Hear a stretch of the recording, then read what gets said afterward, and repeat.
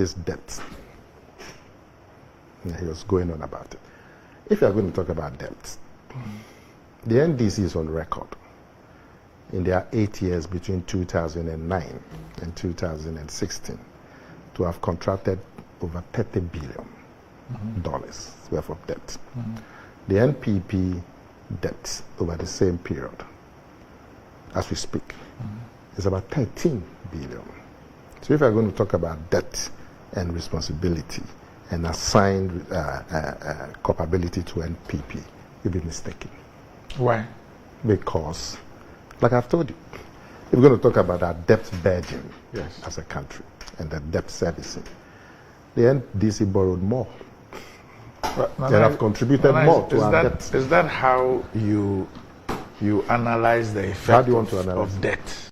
To analyze it? Because you see, if I borrow 30 billion and I was able to service my debt, I did not declare bankruptcy. I did not impose haircuts on people. I did not go into a debt sustainability program. You cannot compare that to a debt situation that leads a country to declare bankruptcy. That leads a country to give a haircut. In fact, as we speak today, the companies who did not voluntarily accept the haircut, they have not been paid. They are whatever, as we speak today. Although the deputy governor of the central bank a few months ago said that they had settled everybody. The corporate entities that did not opt for the voluntary is still outstanding. Yeah, so you cannot reduce the debt thing to somebody borrowed 30. You borrowed 13. What was the effect of what you borrowed? The effect of the debt also depends on the debt that you have. Unless you want to tell me that the 30 billion that was borrowed was paid for. No. The 30 billion that was borrowed was not paid off. Okay. It wasn't paid off. No. It wasn't paid off. So you still, the servicing continued after 2017. Okay. So, Nana, so it became part of our debt profile. Between you and I, you have been in government. You've sat in cabinet. I haven't. But at least I know that at the Ministry of Finance, they have this chart about Ghana's our debt. If you go there today, so they know how much we owe, how much we must service at every point in time.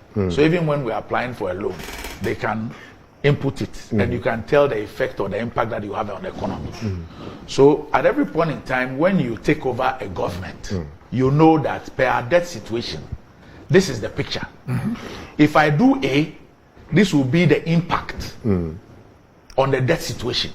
So you take over a government at the point in time when you know that this is our debt situation.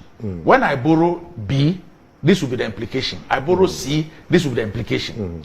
And so if you take over and you tout yourself as better managers of the economy, and you start borrowing, and you are told that, look, the way you are going on with your borrowing, because you talk about 13 billion, your Eurobond alone. Not me talk about it. That's the fact. No, I'm saying your Eurobond. Please said it. Your Eurobond alone is 13 billion. Are you aware? Eurobond alone. 13 billion. And then all there are other loans. I've not even come there, but I'm saying Eurobond alone. You took 13 billion. When between Kufuor and amongst Kufuor, Mills and Mahama, all of them put together was less than 4 billion. And so the implications of your loans, you were aware. The issue of, look, where our borrowing is taking us to, it will create problems. The Ministry of Finance issued statements telling us that what you were engaged in were reprofiling, used all manner of adjectives to say that you knew what you were doing. Those who were complaining about our debt situation didn't know what they were saying. But do you agree? For you to take us into the ditch that you sent us into. Then do you agree? Yes. That the debt that we're servicing, that we couldn't service largely because of COVID, Do you agree? I don't agree that we couldn't service because of COVID. I don't agree. Why couldn't we service? We couldn't service because we had over-borrowed. We had borrowed to the extent that our debt servicing. But if you talk about over-borrowing, yes. that's the point I'm making. If you talk about over-borrowing, and this is a favorite song of my colleagues here, you borrowed 30 billion. Yes. Somebody borrowed 13 point something billion. So if you're going to talk about over-borrowing, who should you hold responsible? Okay. And I'm sure you weren't listening to me. I listened to you carefully. So now all I'm saying is that you take over a government and you claim that those who you took over from were so incompetent. They didn't know how to run the economy. And your own records show that you took over an economy whose debt to GDP was 56%. 56%. And like I said, anytime, so you are fully aware that per my debt situation, this is how much I need to service my debt for every single year. That is how come when the finance minister presents the budget, if you go to the appendices, you will see what Ghana will spend on debt service, whether it's interest payment, whether it's amortization, whether it's whatever. Yeah. So you know. And at any time that you go to contract a loan, you know the implications of that on your debt service. And so you know that I require a certain capacity to be able to do ABCD. So even if somebody borrowed 30 billion, but you took over an economy whose debt to GDP was 56%, and an economy which was servicing its debt and was not using 70% of its tax revenue to service its debt. Okay. And then you come in.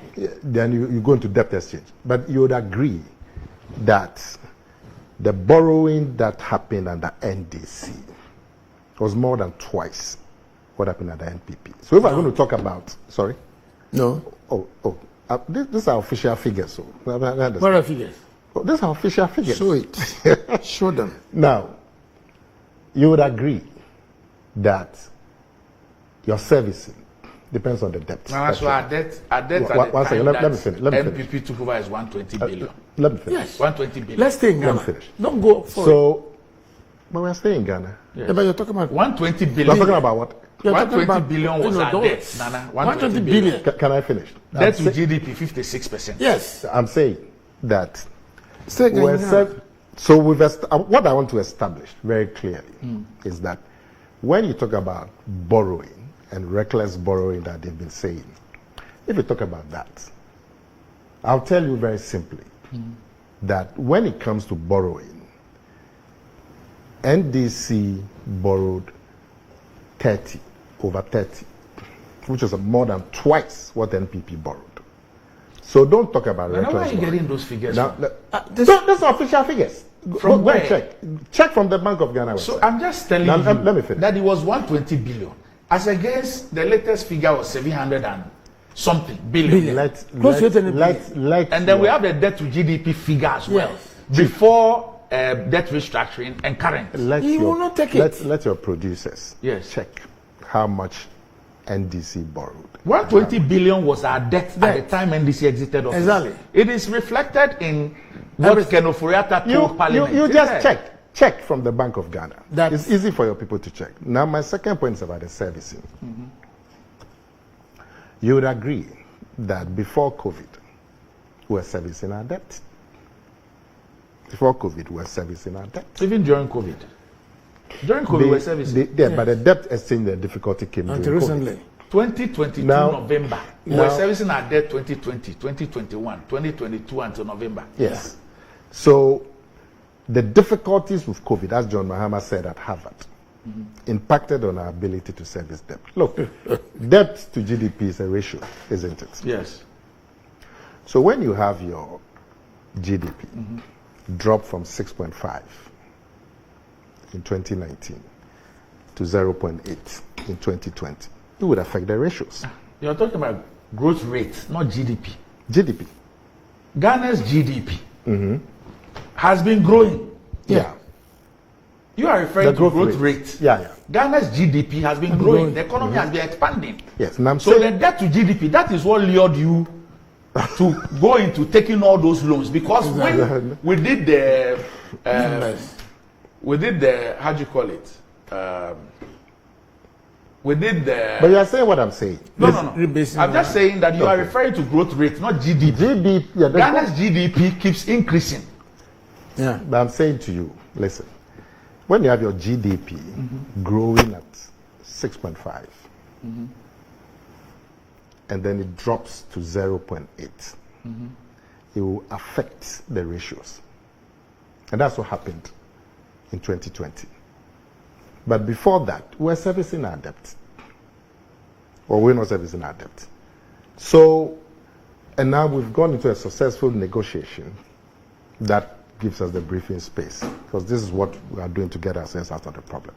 But the basic fact is that when you are going to talk about the borrowing and the difficulty in servicing the borrowing, and you talk about reckless borrowing on the NPP part, the figures do not support it. No, but unless you have different figures, give it to us. And let your producer check from the Bank of Ghana it is clear that your finance minister came to Parliament in 2017 and was claiming the president in the State of the Nation address. You inherited 120 billion Ghana cedis debt right from Nkrumah. Now we're getting to about 800 billion. That is the fact. So, you know, it's Can you just tell me how much you borrowed? The issue is not whether how much I borrowed or not borrowed. Do you accept the fact that you inherited 120 billion, Ghana cedis? Ghana cedis.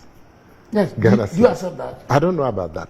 Oh, you don't know about that? No, I just know the Bank of Ghana. Listen, I know the Bank of Ghana figures. And I'm telling as you, to the borrowing. I'm putting it to you that and I've asked you Randy to inherited check. a debt of 120 billion Ghana cedis. And that was clearly stated by the president. And then what is it now? It's close to 800 billion. But you would agree. It's close to 800 No, billion. honorable. You are honorable man. Do you agree to that? Do you agree with one me? second. I haven't checked. Okay. But even if Even if I take your word for Doc, it. can you ask let me just check for us? Even if the debt details of the state. in cities. But even if I take even if I It was take your 122 billion cities. Yes. But even if I take your word for it, you know that the CD value of the debt is affected by the exchange rate. But no, it's an issue. That affects everybody. It affects Same everybody. with NDC. That's why I'm denominating in dollars. So that it's not affected. Why? But We those are are the in actual. Ghana. But you generate cities. Why do you want to? So, But the borrowing, So please look at the borrowing is. Please, you can look at the data. Okay, so what is it? What is it? look at it. So that's Ghana accumulated debt. I'm asking for how much NDC. 122. Listen, now what I'm asking your producer to do is how much NDC borrowed and how much NPP borrowed. That's all. Let him But provide are you that. okay with this one? What is this one? So it's telling you, as of 2016, the details were 122.1 billion Ghana cedis. Yes. Okay, as of 20. But I have told you that the CD, as for the CD value, the impact really about debt is that even if I borrowed 100 billion, and you borrowed 30. and no, even if I borrowed 100 billion, and I am able to pay the for my debt, servicing. I'm able to service my debt. That is how come you have countries whose debt to It's GDP 100%. is even more, over 200% and all that. But they have the capacity To service. their debt. Yeah. It is when you are unable to service your debt, that is the debt sustainability. And you and I have agreed. So when you are when you claim to be an astute manager of the economy, and you claim to be more efficient and capable than others, Exactly. that must be demonstrated Yes, but you would agree. by how you go about it. Okay, but you would agree that But COVID plays a big impediment on our ability to serve. Why? So What did he do?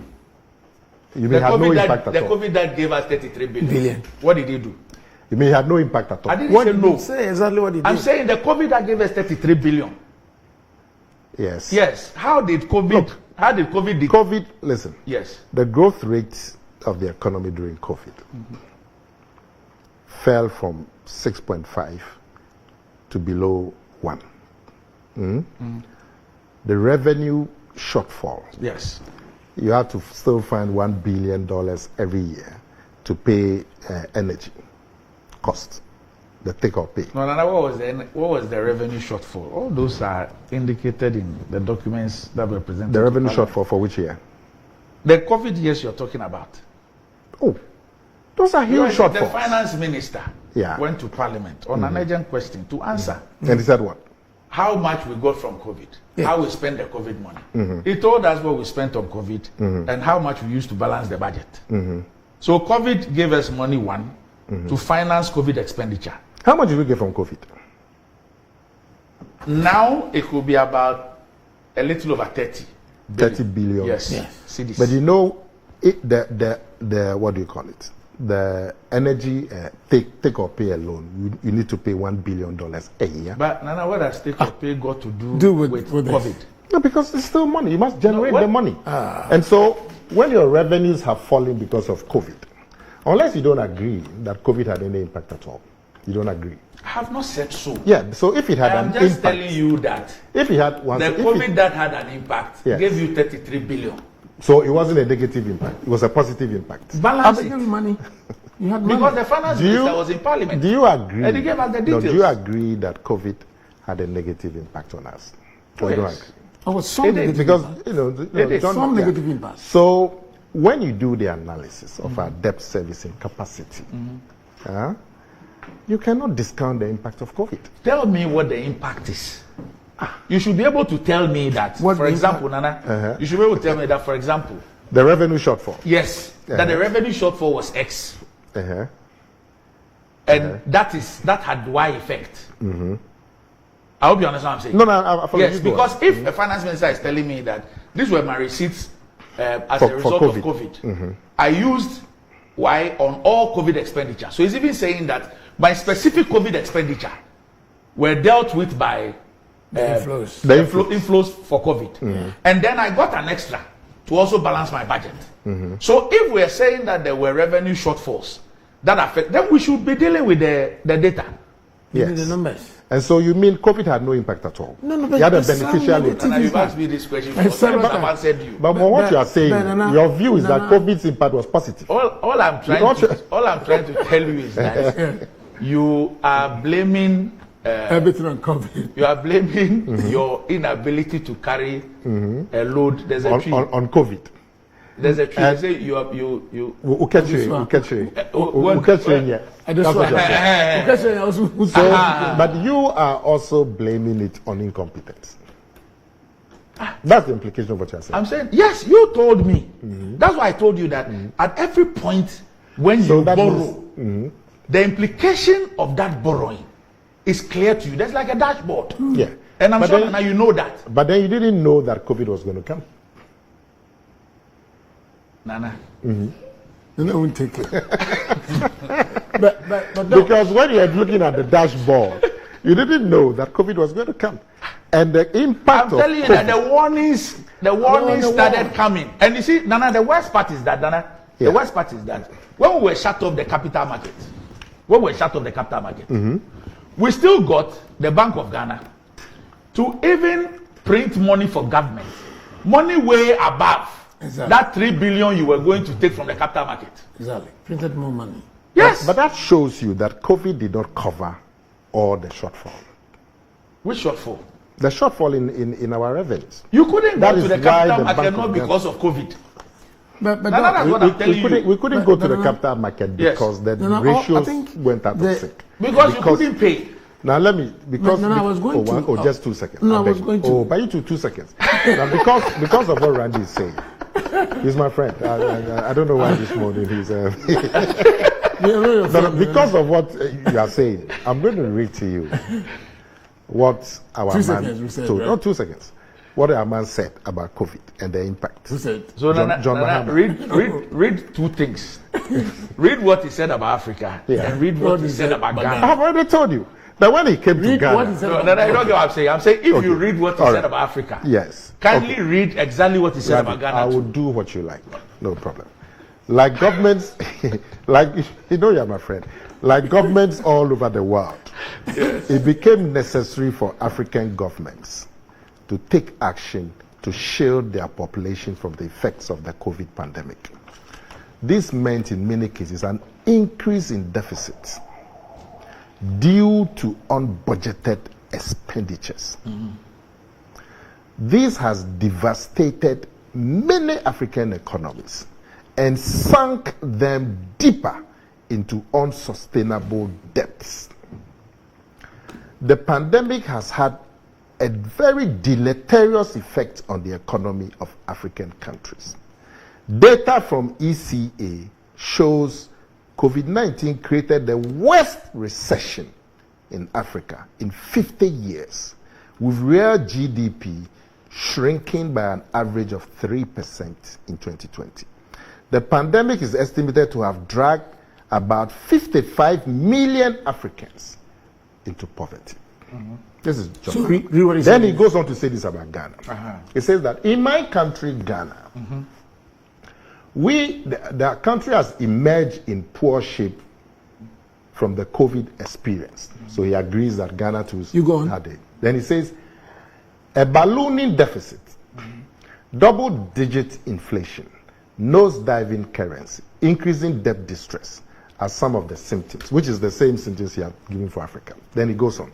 But Ghana's case is caused by the cavalier handling of the economy by the current administration, unbridled borrowing from the capital market, etc. It says that Ghana went into the pandemic without adequate buffers. Now, when you talk about the effect that COVID has had on Africa, and you talk about the increase in deficits, due to unbudgeted expenditures that have devastated African economy. So your 2 seconds is up, right? Give me 1 more second. And sunk them into unsustainable debts. Yes. And the pandemic has generally had a deleterious effect on Africa. And data from ECE, Economic Commission on Africa, shows that it created the worst recession in 50 years and GDP shrinking, all of that. When you say all of that about Africa, then when you come to Ghana and say, as for Ghana there, it was caused by the cavalier handling of the economy. Okay, so and I just ask you one question on this one. Yeah. The recovery from COVID, has it been the same for all African countries? No, you are not going to have the post-COVID performance. Yeah. Has it been the same for all African countries? No. Why? It will be different. Why? Because African economies are different. Yes. So, but you take the general. So there's a general and there's the country specific. I think, Doc, it's all about. I agree. It's all about. I think you want to come in. Anyway, to be fair to you, so I think it's all about mismanagement of the economy, right? It is also very clear, and I'm happy Nana accepts that at the time that we were exiting office, we had a debt of 122 billion Ghana cedis. That's what Mahama, handed over to Nana Akufo-Addo and Bawumia. Okay. As we speak now, we are into the region of 800 billion Ghana cedis.